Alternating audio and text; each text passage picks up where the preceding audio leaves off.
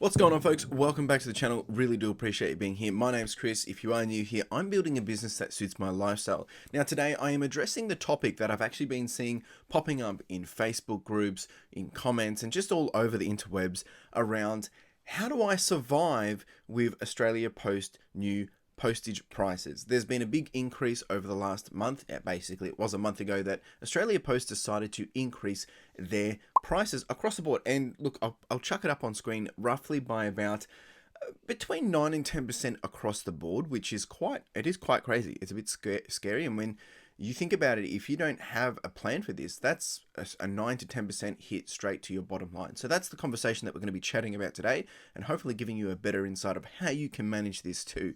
Now, if you do stick around, I do have some business updates and some show and tell as well.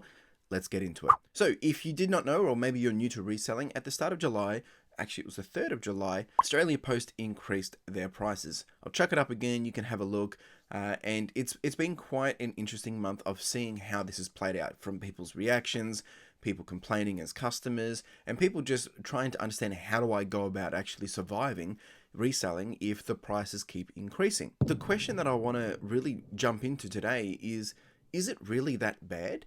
And the reason why I say this is one reason only, is because if the price increasing is actually hurting your business substantially, then you may actually have a bigger problem. And this is why. If you are now taking an extra 10% on average extra hit to your profits, then clearly you haven't actually taken into account the postage into your margins, both not now, but even before the postage increase. Let me explain. If you buy something for $8 to sell for $30, you should assume that the cost of good is $8, that the postage on average, I'm talking about a discounted postage rate. This is from a, band 5 discount. Not everyone will be at that, but I'm using it for the purpose of this math.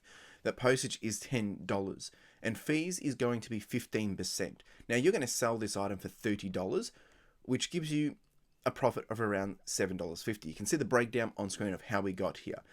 Now, you basically double back your buy-in, right? So you spend $8 and you return $15.50 back into your pocket. So you can go out and almost do this again, but twice. Now, if you're not catering for postage within your margins, then it will look like a little something like this.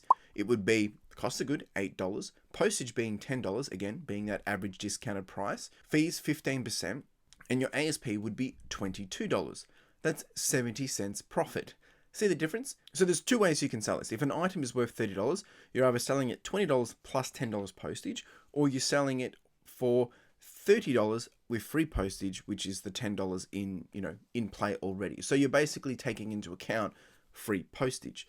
But the reality is, you probably actually need to look at it from 3 different angles, because likely the person that's going to come buy it, they're either going to be one of these 3 people. Now there's probably 4 actually. We've gone through the 4 quadrants of why your items sell. That's a whole different conversation. In this point, we're talking about the 3 different buyers, right? So there's someone who wants it right now, like they're happy to just pay for whatever it is because they need it today, ASAP, and they understand the value of it. They understand that this is what they want, so they're going to come in and they're going to pay full price and the postage. They might even pay express. There's someone who's looking to shop around and they're looking for the best price that suits their timeline, meaning they might make an offer on this item for a little less plus postage. And then there's someone, which is the 3rd buyer, which is basically out there to either lowball or to either resell, or really they just really want to get this at the lowest price because they've been offended by the price that you've put. Therefore, they're going to be offering less than what you're expecting. And the price points are essentially this. You're going to list it at, if the item's worth $30, I would be listing it around $25 plus $10 postage. So you're going to work out with about $35, but you do have that wiggle room knowing that someone's going to come in and probably offer you $20 plus $10 postage, meaning you're going to get that $30 ASP that you wanted in the first place. Of course, you can go a little bit higher, but then you're going to start push outside the market. Of course, you can go under as well, and then you're going to start to dig into your profit margins, which might be okay as long as you understand what your profit margin is and how comfortable you are in terms of making less of a profit. So for example, 1 and 2, it's happy days. If you're going to be able to sell it at the price that you want plus a little bit of cream, even better. But if you're going to sell it for the price that it's worth and you're going to cover your postage costs, that's great. Number 3 is where things get a little fluffy, because you need to make sure you understand what your minimum sale price is. If you're happy with $5 profit, $2 profit, that's okay. What is your actual lowest? maybe someone's going to come in and buy 3 items, and maybe you're happy to get the cash flow, get the money back at your pocket for a little less profit, but you're going to move 3 or 4 different items. That's something else that you need to consider as well. Again, we've discussed this on the channel before. You can check out the different videos. Really what you need to understand is don't just sell low if it's not worth your time. So I'm going to bring it back to the point again. If postage increases are killing your business, then your business needs help. Not because of the postage, but for other reasons.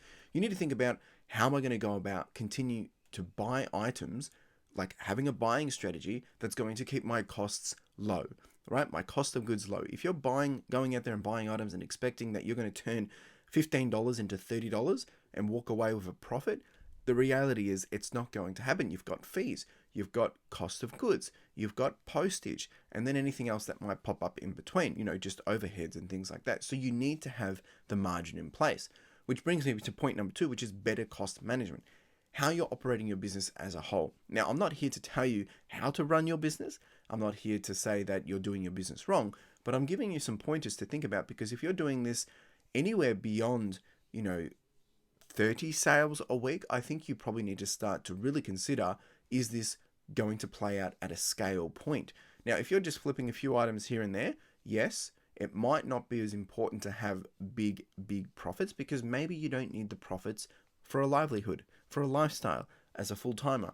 But if you're doing it on the side, look, you're going to have some wins, you're going to have some losses, but still, good practice. If you're reselling, you want to be getting big profits. That's why we do it. We want to make money and to have a sense of purpose.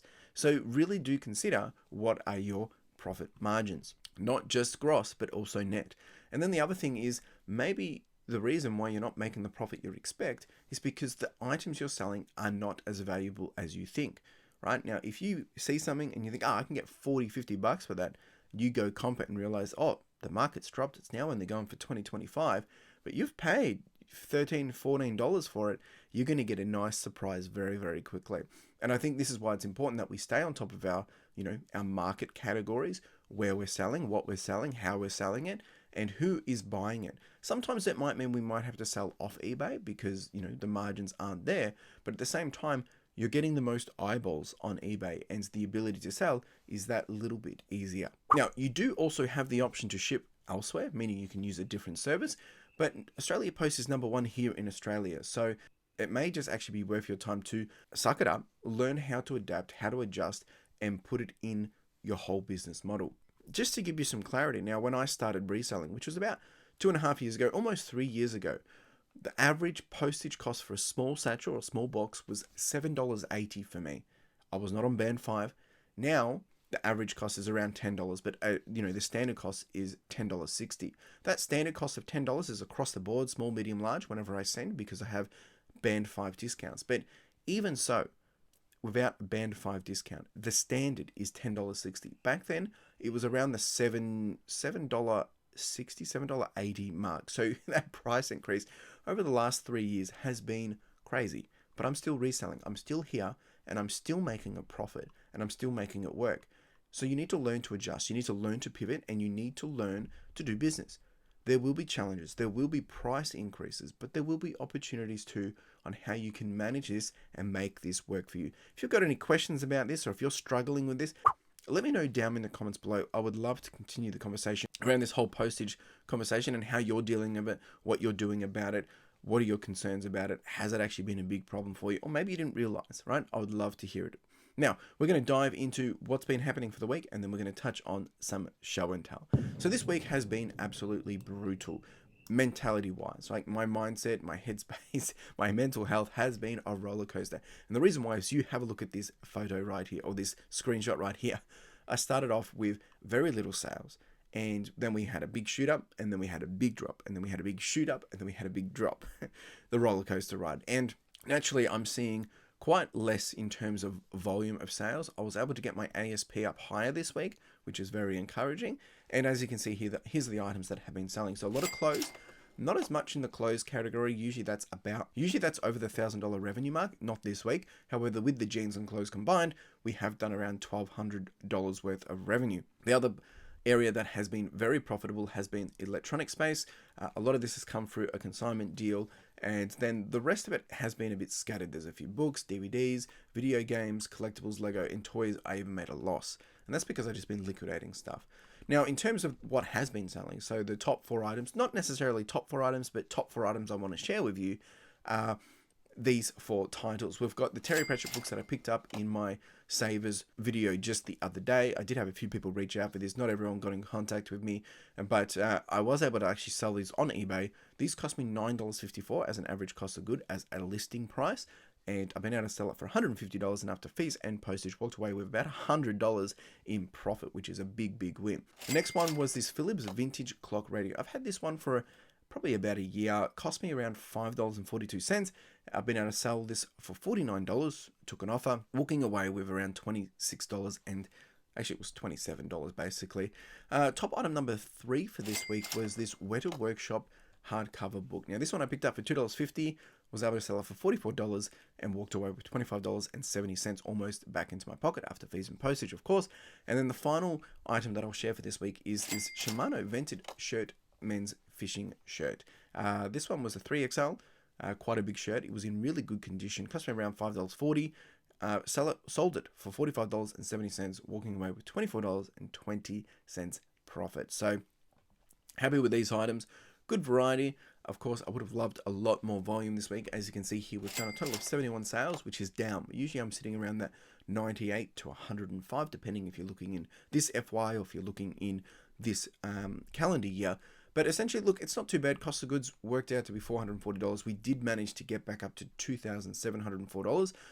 One thing I will say here is, if I had not got some off eBay sales, this would have caused a bit of trouble. To be honest, it probably would have been closer down to the $2,200 mark. Profit-wise, we have landed on $1,323, which is very encouraging. And this is gross profit, not net profit. And ASP worked out to be about $38, and average cycle time was 92 days. So very, very happy with the landing result. Through the week, it took us a little bit to get that warm up and get that momentum, but we did get it in the end. It'll be interesting to see as we move out of July and into August, if we'll start to see a bit of rise as people hopefully start to get a bit more cash back from their tax. But as you've probably been hearing, not many people are getting much back in their tax, and it's struggling times. But we press on, we charge on, we continue to do what has always worked. And if it's always worked for you, you keep doing that and do it better and do more of it. That's the only way forward. All right, we're going to dive into some show and tell, and I'll give you some updates of what's been happening behind the scenes. Hi diddly ho. What is going on, folks? All right, it is Monday morning and we're back at it. We've got a whole bunch going out, actually. It was a pretty interesting weekend, pretty quiet, to be honest. And we've got 37 orders, but quite a lot of them are like, that's 1, 2, 3, 4 all together. So that kind of brings it down once it's combined, because they didn't combine it. I don't know why. And we're dropped down to 40,188. I got up to 40,600 over the weekend, and then it just drops very dramatically. So hopefully we don't drop below 39, but it is what it is. I'm going to keep pressing on. I do have a new consignment lot that I'm picking up today. We've got lots of clothing going out. As you can see here, we've got a lot of electronics as well, some books, even a puzzle and some shoes as well. So it's all happening. Making some good progress. The books have started to come out, and got a lot of little admin things that I got to start doing, but today this is the focus, and also go and pick up the new lot. So all right team, we are all done, all packed up and ready to go. I'm going to do some photos of some books, and then I'll do some clothing. Yeah, not too bad actually. Some pretty cool stuff going out. Didn't take too long either, so I'm pretty happy with this. All right, let's do some work. Alright team, it's Wednesday today, a little bit different than normal, but that's okay. So tomorrow I'm going to Backpacks instead of today, going up to Swan Hill, so a bit of a trip.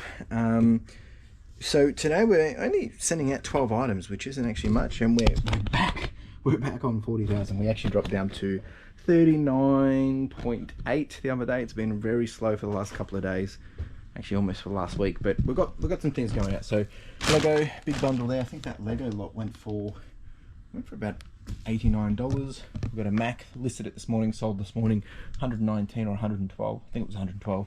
We've got a DVD bundle, we've got another DVD bundle, we've got a book bundle, and then just clothes. Not as much in the clothes at the moment. It's been a bit quiet, but it's all good. It is what it is. I'll take what I can get. All right, let's pack it all up.